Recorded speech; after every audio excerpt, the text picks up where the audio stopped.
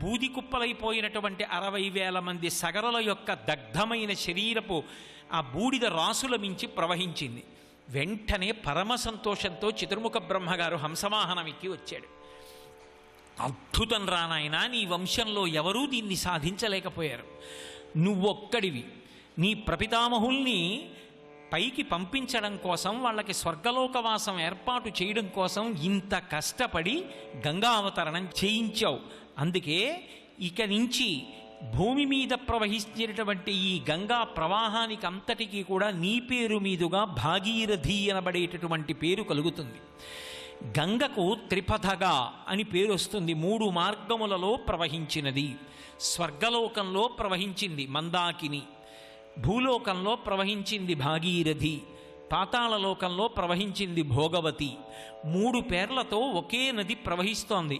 కాబట్టి త్రిపథగా అనబడేటటువంటి పేరు గంగకి సార్థక్యం అవుతుంది. నువ్వు సాధించినటువంటి ఈ కార్యం మహత్తరమైన కార్యం. ఇదిగో ఈ గంగా ప్రవాహం చేత వీళ్ళందరూ కూడా పునీతులై ఈ 60,000 మంది సగరులు కూడా స్వర్గలోకానికి చేరుకున్నారు. ఎంతకాలము ఈ గంగా ప్రవాహం ఉంటుందో అంతకాలము సగరులు 60,000 మంది కూడా స్వర్గలోకవాసాన్ని పొందుతారు. నీకు వరం ఇస్తున్నానన్నాడు. వాల్మీకి మహర్షికి శ్రీరామాయణంలో ఏదైనా ఘట్టాన్ని చెప్తే ఆ ఘట్టానికి ఫలశ్రుతి చెప్పేటటువంటి అలవాటు మనకి చాలా తక్కువగా కనిపిస్తుంది. రామాయణంలో ఎన్ని గొప్ప గొప్ప విశేషాలు నడవనివ్వండి, ఆయన ఫలశ్రుతి చెప్పరు. ఇది చదివితే ఇది వస్తుంది అని ఎక్కడా చెప్పరు.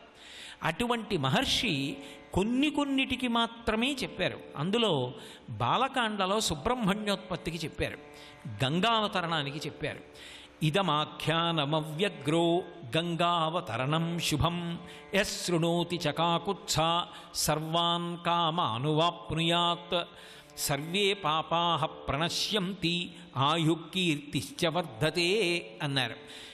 ఇదమాఖ్యానమవ్యగ్రో ప్రశాంత చిత్తుడై మనసులో భగవంతుని మీద, శాస్త్రం మీద, గురువు మీద నమ్మకం ఉన్నవాడై ఎవడు శ్రద్ధతో గంగావతరణాన్ని వింటాడో, అలా విన్నంత మాత్రం చేత యశృణోతి చకాకుత్స సర్వాన్ కామానువాప్నుయాత్, మనసులో తీరకుండా ఉండిపోయినటువంటి కోర్కెలు ఏ ఉన్నాయో ఆ కోర్కె తీరుతుంది గంగావతరణం వింటే.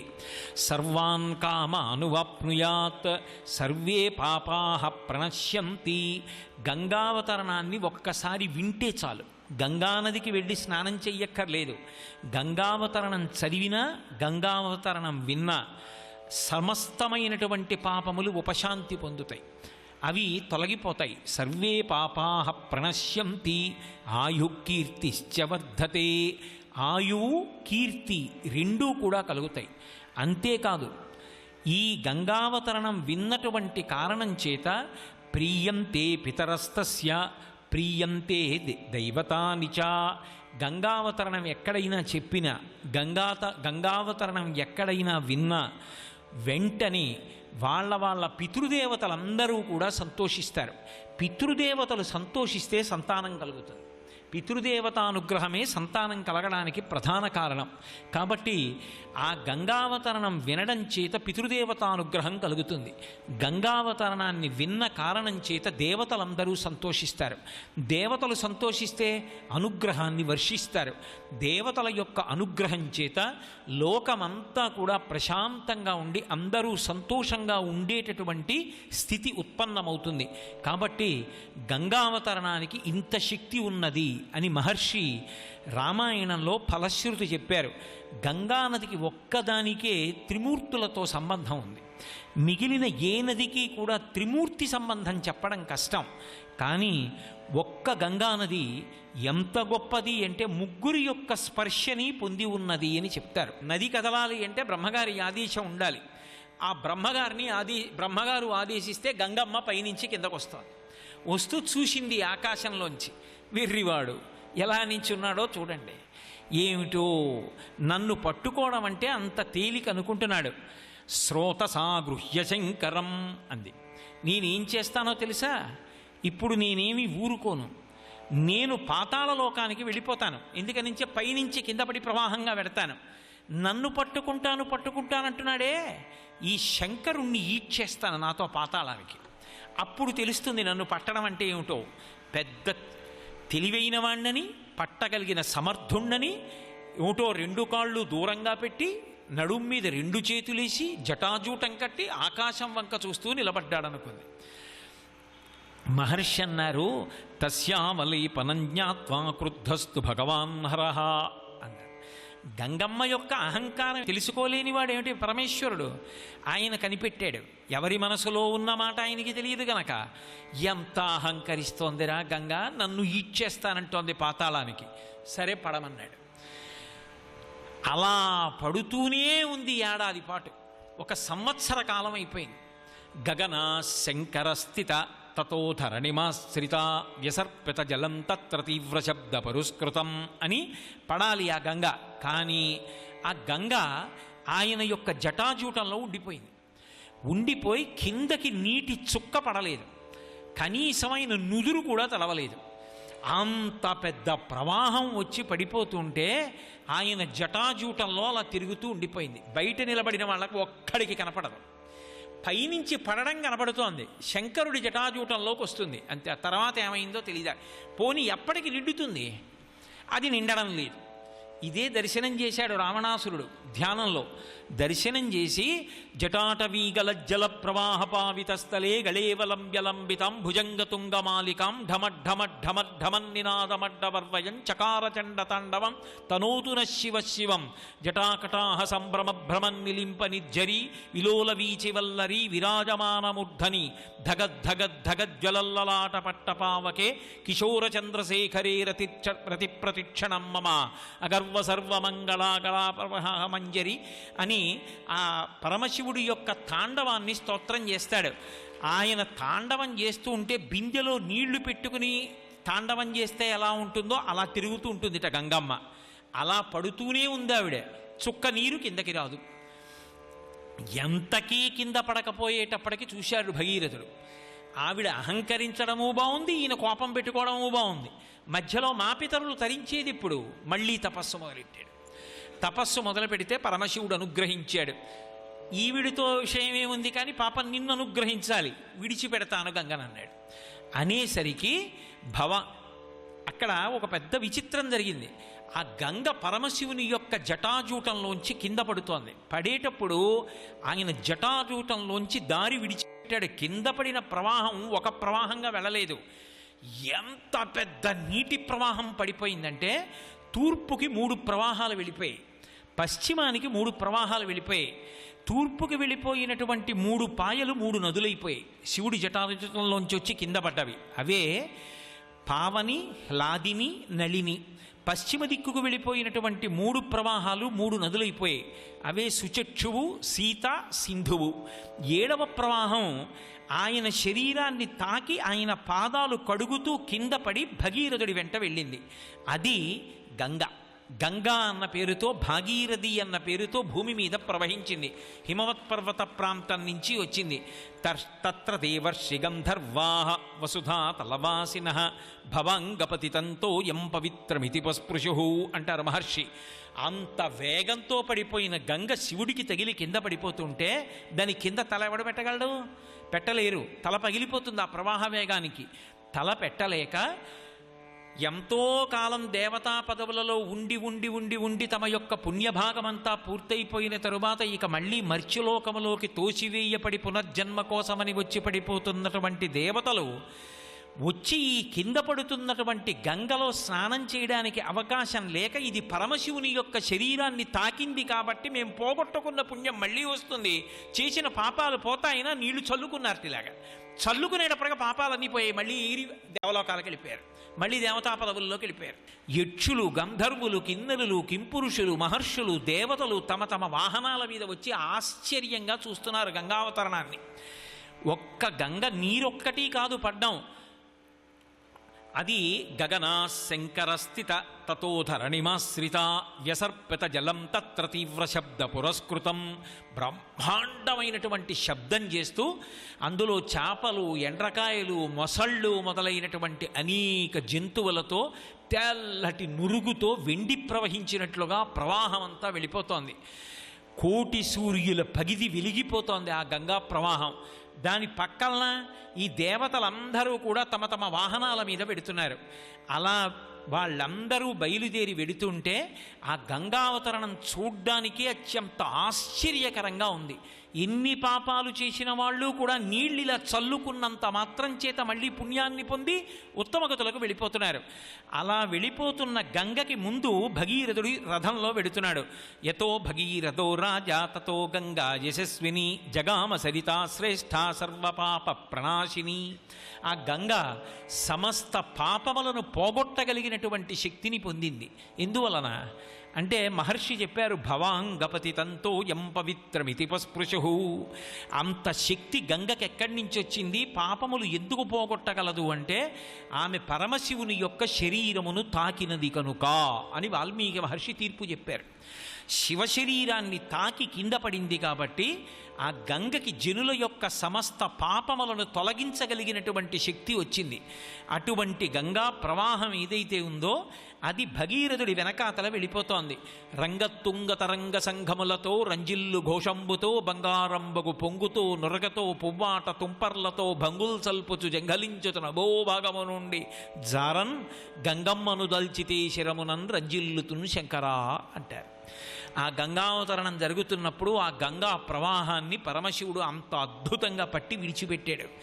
గంగాయా పతనం రాజన్ పృథివీన సహిష్యతి తాం వై ధారయితుం వీరనాంద్యం పశ్యామి శూలినః.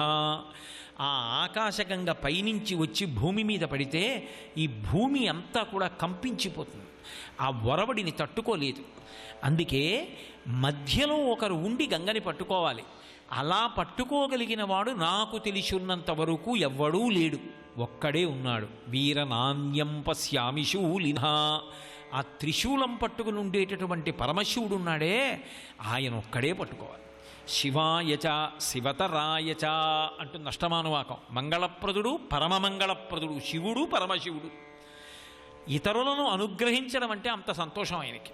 అందుకని ఆయన ఒక్కడే పట్టగలడు, ఆయనకే శక్తి ఉంది. ఆయన్ని ప్రార్థన చేయి. అదే గోకర్ణ క్షేత్రంలో బ్రహ్మగారు అంతర్ధానం అయిపోయిన తరువాత కాలి బొటనవేలి చివరి భాగం మీద శరీరాన్ని నిలబెట్టి ఒక కాలు తెచ్చి మోకాలు దగ్గర ఉంచాడు. ఈ తపోభంగిమలు అంత తేలికైనవి కావు. అలా నిలబడగలిగితే, అలా జపం చెయ్యగలిగితే అవి చాలా త్వరగా సిద్ధిస్తాయి. అందుకు వచ్చాయి ఆ మూర్తులు. మీరిప్పటికీ కాంచీపురం వెడితే కామాక్షి దేవాలయంలోకి వెడుతుంటే అపూర్వమైనటువంటి శంకరాచార్యుల వారి మూర్తి ఒకటి ఉంటుంది. ఎడంవైపు స్తంభం దగ్గర ఒక పాదం కింద పెట్టి ఉంటుంది, ఒక పాదం ఇలా ఊర్ధ్వతాండవం అని పరమశివుడు చేస్తాడే అలా పైకి పెట్టి ఉంటారు. అలాగే మహాస్వామి వారు చేస్తుండేవారు జపం. ఒక్క కాలు మీదే నిలబడి రెండవ కాలు తీసుకెళ్ళి నిలబెట్టినటువంటి కాలు మోకాలు పైభాగంలో పెట్టి ఈ రెండు చేతులు తీసుకెళ్ళి శిరస్సు పైభాగంలో పెట్టి కదలకుండా కొన్ని గంటల సేపు నిలబడి జపం చేసేవారు. అది శరీరం మీద ఆ నియంత్రణ ఉన్నవారు, అలా నిలబడగలిగిన వారు తప్ప అందరికీ సాధ్యమయ్యే విషయం కాదు. కాబట్టి మహానుభావుడు కాలి బొటని వేలి మీద నిలబడ్డాడు. ఒక్కొక్క నది ఈ దేశంలో ప్రవహించింది అంటే ఋషులు ఎంత తపస్సు చేస్తే నదులు వచ్చాయో అర్థమవుతుంది. కాబట్టి ఇప్పుడు అంత తపస్సు చేశాడు. 1 సంవత్సర కాలం పూర్తయింది. ఇంకా బ్రహ్మగారి గురించి తపస్సు చేసినప్పుడు మాసాహారో అన్నారు, నెలకొకసారి అన్నం తిన్నాడన్నారు, ఏదో ఆహారం తిన్నాడన్నారు. అసలు పరమశివుడి గురించి తపస్సు చేసినప్పుడు అలా తిన్నాడని కూడా చెప్పలేదు. కాలి బొటనివేలి చివర శరీరాన్నంతటినీ కూడా నిలబెట్టి మహానుభావుడు ఏడాది తపస్సు చేశాడు. వెంటనే పరమశివుడు ప్రత్యక్షమయ్యాడు. ప్రీతస్తేహం నరశ్రేష్ఠ కరిష్యామి తవా ప్రియం శిరసాధారయిష్యామి శైలరాజసుతామహం. అడగలేదు. బ్రహ్మగారినైతే భగీరథుడు అడిగాడు. పరమశివుడు ప్రత్యక్షం అవుతూనే ఒక మాట అన్నాడు, ప్రీతస్తేహం నరశ్రేష్ఠ కరిష్యామి తవా ప్రియం. ఓ నరశ్రేష్ఠ, నరులలో ఉత్తమమైన వాడా, నువ్వు చేస్తున్నటువంటి తపస్సు యొక్క త్యాగమేమిటో, ఆ తపస్సు ఎంత నిష్టతో ఎంత కష్టంతో చేస్తున్నావో అర్థం చేసుకున్నాను, ప్రీతి పొందాను. శిరసాధారయిష్యామి, నా తలారా పడతాను, నా తల నిండా పట్టుకుంటాను. అంటే పైనుంచి పడితే ఎక్కడ పడాలి? తల మీద పడాలి. శిరసాధారయిష్యామి శైలరాజ సుతామహం, హిమవంతుని యొక్క పెద్ద కుమార్తె అయిన గంగమ్మని పడతాను, సరేనా అన్నాడు. మీరు పైనుంచి పడుతున్న దాని కింద తలపెట్టడం అంత తేలిక అనుకుంటున్నారేమో, ప్రమాదహేతువు కూడా. మీరు ఎప్పుడైనా కొండల మించి పడేటటువంటి ప్రవాహం కింద స్నానం చేస్తే తల ఎప్పుడూ పెట్టకూడదు. తల మీద ఇలా 2 చేతులు జల్లెడలా పెట్టి తలపట్టాలి తప్ప దాని కింద తలకాని పెట్టారా స్నానం చేసినంతసేపు బాగుంటుంది. తెలియక దాని కింద ఒక పావుగంట స్నానం చేసి వెళ్ళిపోతే 2 రోజులు నిద్రపోతే తప్ప హోరు తగ్గదు. తలలో అంత హోరు వచ్చేస్తుంది, చెవులు పోటొచ్చి చెవుల్లోకి నీరు నిలబడిపోతుంది, అంత ప్రమాదం. ఈ బ్రహ్మస్థానం మీదకి జలప్రవాహం పైనుంచి వచ్చి పడిందో అదేం ధార ఇలా పడదు, కదులుతూ పడుతుంది. పడుతున్నప్పుడు ఈ పెంకు మీద కానీ పడిందా అంత హోరొస్తుంది తల్లోంచి. అందుకే జలపాతం కిందకి వెళ్ళినప్పుడు చేతులు ఇలా పెట్టి స్నానం చేస్తారు, వంగుతారు, వంగి స్నానం చేస్తారు తప్ప నదిలో మజ్జనం చేసినట్టుగా జలప్రవాహం కింద తల పెట్టకూడదు. అది అన్ని వేళలా మంచిది కాదు, ఉపద్రవాలు తీసుకొస్తుంది. అదేదో తక్కువ ఎత్తులోంచి పడుతున్నదైతే పర్వాలేదు. ఏ కపిలతీర్థంలో శేషాచలం కొండల మించి పడుతుంటుందే ధార, అటువంటిది కొంతవరకు పర్వాలేదు. అది కూడా వేగంగా ఉన్నప్పుడు తలపెట్టమని నేను ఎప్పుడూ చెప్పను. కాబట్టి ఆకాశంలోంచి గంగ pడుతూ ఉంటే ఆ ప్రవాహాన్ని పట్టుకోవాలి అంటే, తన తల పెట్టాలి అంటే పరమశివుడికి కాబట్టి చెల్లింది. నేను పడతానన్నాడు. శిరసాధారయిష్యామి శైలరాజ సుతామహం. ఎక్కడ పట్టాలి? ఆయన నిర్ణయం. బ్రహ్మగారు తపస్సు చేసినటువంటి ప్రదేశం ఉంది బిందు సరోవరం అని. హిమవత్పర్వత ప్రాంతానికి వచ్చి అక్కడ నిలబడ్డాడు. అదొక అద్భుతమైనటువంటి మూర్తి. ఆ గంగావతరణాన్ని పట్టేటటువంటి పరమశివమూర్తిని చూడాలి. సాధారణంగా జటలు ఇలా విప్పుకున్నట్టుగా చూపిస్తారు. అలా జటలు కిందకి విప్పుకుని ఉన్నాడు అని చెప్పలేదు మనకి కావ్యాల్లో. అలా జటలు కిందకి విప్పేసుకుని ఎప్పుడు ఉంటాడు అంటే, ఏదో వీరభద్ర జననంలో ఒకసారి జట పెరికి కొట్టాడు ఆ కైలాస పర్వతం మీద. అది పెద్ద జటాజూటం కింద చుట్టాడు, దాన్ని ఏదో ఒక బిందెలా చుట్టాడు, చుట్టి నిలబడ్డాడు. పాండురంగడు ఎలా నిలబడతాడో అలా 2 చేతులు నడుం మీద వేసి ఓరకంట ఇలా ఆకాశం వంక చూస్తూ నిలబడ్డాడు, 2 కాళ్ళు కొద్ది దూరంగా ఉంచి. ఎందుకని ఆ గంగా ప్రవాహం పడుతుంది, పడినప్పుడు దాన్ని పట్టాలి, పట్టి భూమి దెబ్బ తినకుండా కాపాడాలి. కాపాడి తన మించి మళ్ళీ ప్రవాహాన్ని జాగ్రత్తగా నియంత్రించి వదలాలి. ఇప్పుడు ఈ ప్రవాహాన్ని ముందు రథం మీద వెడుతూ భగీరథుడు పాతాళానికి తీసుకెళ్ళాలి. పాతాళంలో సగరుల యొక్క బూది కుప్పల మించి ప్రవహించాలి. అప్పుడు వాళ్ళు ఉత్తమ గతులు పొందాలి. అప్పటి వరకు తానలా నిలబడాలి. దానికి సిద్ధపడి వచ్చి నిలబడ్డాడు. ఒక్క గంగానదిని అడ్డుపెట్టి మనకి ఎన్నో విశేషాలు చెప్తారు పెద్దలు. వారణాసి అని పిలుస్తాం ఆ పట్టణాన్ని. వారణ అసి ఈ 2 నదుల మధ్యలో ఉంటాయి అనేకమైనటువంటి స్నానాలు చేసే ఒడ్లు. ఎక్కడ మెట్లు దిగి మీరు స్నానం చెయ్యండి, మీరు స్నానం చేస్తున్నది మాత్రం గంగలోనే. ఘాట్ పేరు మారుతుంది. ఒకటి హరిశ్చంద్ర ఘాట్, ఒకటి రాజేంద్ర ప్రసాద్ ఘాట్, ఒకటి మణికర్ణికా ఘాట్, ఒకటి కేదారేశ్వర ఘాట్. ఘాట్ పేరు మారచ్చు, కానీ మీరు స్నానం చేసేది మాత్రం గంగలోనే. మీరు భగవంతుణ్ణి ఏ పేరుతో పట్టుకున్నారన్నది కాదు, ఏ పేరుతో పట్టుకున్నా మీరు పట్టుకునేది మాత్రం చివరికి భగవంతుణ్ణి.